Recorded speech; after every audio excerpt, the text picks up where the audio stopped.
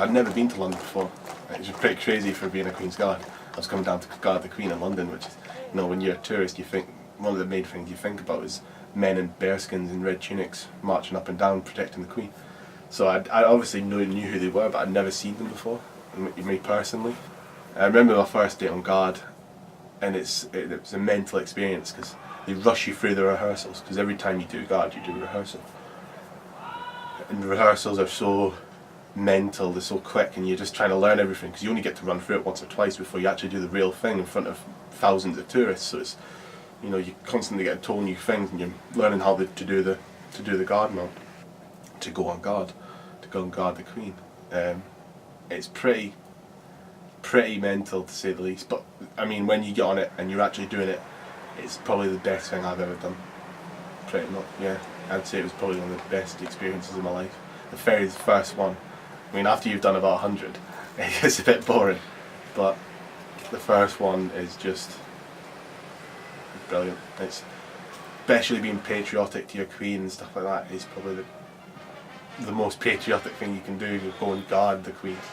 So when you march off from Wellington Barracks down there, it's incredible. The feeling, you feel like 10 foot tall.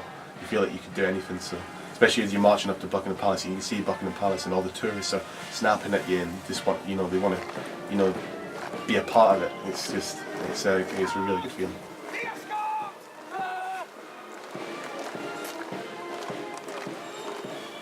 Oh, when the tourists are in front of us, you're just like, you're a bit wary because you don't know what the reaction is going to be, because a lot of them freak out.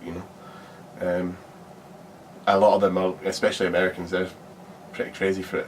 So they start touching you and all sorts, but you're obviously not allowed to touch you. So you're trying to push them away and you're shouting at them, because although we're stand still and you're quiet, if anyone tries to threaten us or threaten the palace or the Queen, we've got to obviously get them back and move them back, because we are, at the end of the day, we're not just a tourist attraction, we are a real thing.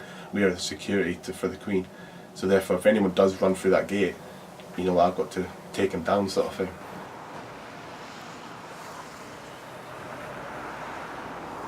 We'll have, obviously, uniform, so it would be tunic. We call our trousers tweeds for some reason, I'm not sure where that came from. Boots. Boots are really heavy and they're quite loud as well, because they've got metal studs in the bottom. Then we'll have a bearskin, obviously, so that's like the big thing. And it's really expensive, all this stuff, and obviously we'll have a rifle as well. That's pretty much all we carry, to be honest. The uniforms are very, very expensive. I mean, I think the bearskins are about £1,000, so the real bearskins as well. But yeah, I mean, I'd say for me to go on guard tomorrow, I'd be carrying probably about £3,000 worth of uniform from. So it's not cheap to get us out, but it's probably worth it for the tourists. Yeah, so we've got 7 different regiments in the Guards, in the Household Division. That's what we're called. That's our overall title, the Household Division. We're the Scots Guards. We have the Irish Guards, obviously mainly Irish people. Welsh, obviously we're mainly Welsh. The Grenadier Guards and the Coldstream Guards. They're the guards you'll see outside Buckingham Palace. And then you've got the Household Cavalry, which is the Blues and Royals and the Life Guards. They're the ones on the horses that you'll see up at Horse Guards Parade. We're slightly different in the roles we take, but we still do the same job overall. We're in uniform with bearskins and outside the palaces. You can tell by the lapels on their shoulder. So we'll have a thistle because we're the Scots Guards, whereas the Grenadier Guards, being named after a grenade, they'll have a grenade on their lapel. Oh God! Well, I've done over 100 guards, so I'm probably in a few thousand. I'm probably on a lot of Facebooks, let's just say that, and a lot of Twitters and Instagrams, but I probably don't know about it. I found a few on Instagram where I've been in them after it, where you type in, like a hashtag Buckingham Palace, and you see your face there in front of some Chinese tourist, and he's all smiling, and you're dead straight, But I found a few, but I've probably been a lot more that I haven't seen. I'm part of the Scots Guard. That's my regiment. We guard all the palaces around London, including ones in Scotland as well. We're also infantry soldiers, so we deploy to places like Afghanistan. Even if you're not doing the Guards itself, you're always recognised as the Guards.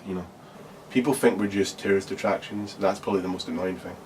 we are soldiers at the end of the day. Our main job is being a soldier rather than being a guard. However, that's a part of what we do, so we do it well. But we try and tell as many people that we're not just tourist attractions. We're out there to do a job to secure the palaces and to make sure people are safe, i.e. the royals. But you know, I think most people know we are soldiers as well, and we're very good soldiers as well. So we like to maintain both at the same time. We like to be, you know, very professional, but we like to be the best soldiers we can be at the same time. But yeah, I'm always a soldier. You know, I'm a soldier 24 hours a day. If someone gave me an order, I'd do it 24 hours a day. You know, I wouldn't be necessarily happy about it, but you know, I'd do it because I'm a soldier and that's what I get paid for. So, of course I would. Doors closing. I'm Johnny Legg and I'm a guardsman in the Scots Guards in the British Army.